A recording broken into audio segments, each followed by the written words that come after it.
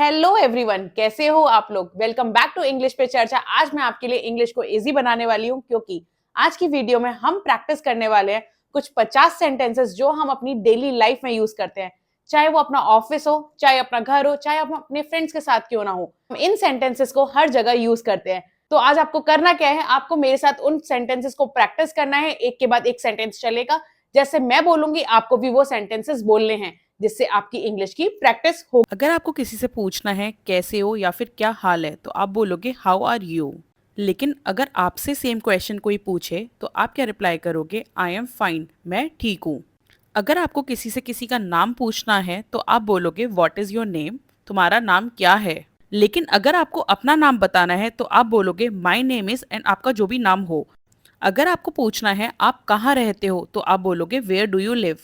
पर वहीं आपको अगर बताना है कि आप कहाँ रहते हो तो आप बोलोगे आई लिव इन एंड यहाँ भी आप रहते हो, आई लिव इन दिल्ली। अगर आपको बोलना है कि आप मुझे सुन सकते हो तो आप बोलोगे कैन यू हियर मी। लेकिन अगर आपसे कोई सेम क्वेश्चन पूछता है तो आप बोलोगे येस आई कैन हियर, हाँ मैं सुन सकता हूँ। अगर आपको किसी को बैठने के लिए बोलना है तो आप बोलोगे प्लीज हैव अ सीट, कृपया बैठ जाइए। वहीं धन्यवाद बोलने के लिए आप थैंक यू का यूज करोगे। अगर आपको बोलना है कोई बात नहीं तो आप बोलोगे नो प्रॉब्लम। अगर आपको किसी से माफी मांगनी है तो आप बोलोगे आई एम सॉरी। लेकिन वहीं आपको बोलना है कोई दिक्कत नहीं है, देयर इज नो इशू।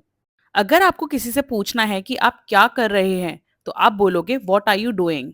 अगर आपको किसी से बोलना है मैं खाना बना रही हूँ तो आप बोलोगे आई एम कुकिंग फूड, क्योंकि खाने को हम फूड बोलते हैं एंड खाने बनाने को हम कुकिंग बोलते हैं। अगर आपको किसी से पूछना है कि क्या तुम व्यस्त हो तो आप बोलोगे आर यू बिजी। इसके रिस्पॉन्स में आप बोल सकते हो हाँ थोड़ा सा, यस अ लिटिल बिट। अगर आपको देर हो रही है तो आप बोल सकते हो आई एम गेटिंग लेट। अगर आपको किसी को बोलना है जल्दी करो तो आप बोलोगे हरी अप। वहीं ध्यान रखना को हम बोलते हैं टेक केयर। अगर आपको किसी को बोलना है फिर मिलते हैं तो आप बोलोगे सी यू अगेन। अगर आपको किसी से मदद मांगनी है तो आप बोलोगे कैन यू हेल्प मी। मदद को हम इंग्लिश में बोलते हैं हेल्प। अगर आपसे कोई मदद मांगे तो आप बोल सकते हो हाँ जरूर, मतलब यस ऑफ कोर्स। जब आपको कोई चीज नहीं पता हो तो आपको बोलना है आई डोंट नो। अगर आपको कोई चीज समझ ना आए तो आपको बोलना है I didn't understand. Can you please repeat that. अगर आपको बोलना है यह बहुत अच्छा है तो आप बोलोगे दिस इज वेरी गुड। अगर आपको कोई चीज पसंद है तो आप बोलोगे आई लाइक इट। अगर आपको किसी से पूछना है कि वो आ रहा है या नहीं तो आप बोलोगे आर यू कमिंग। अगर आपको रिप्लाई करना है हाँ मैं आ रहा हूं तो आप बोलोगे येस आई एम कमिंग। अगर आपको बोलना है दरवाजा बंद कर लो तो आप बोलोगे क्लोज द डोर। अगर आपको खिड़की खोलने के लिए बोलना है तो आप बोलोगे ओपन द विंडो। वहीं आपको लाइट बंद करने के लिए बोलना है तो आप बोलोगे turn off the light. TV चालू करने के लिए बोलना है तो बोलोगे टर्न ऑन द टीवी। अगर आपको नींद आ रही है तो आप बोलोगे आई एम फीलिंग स्लीपी।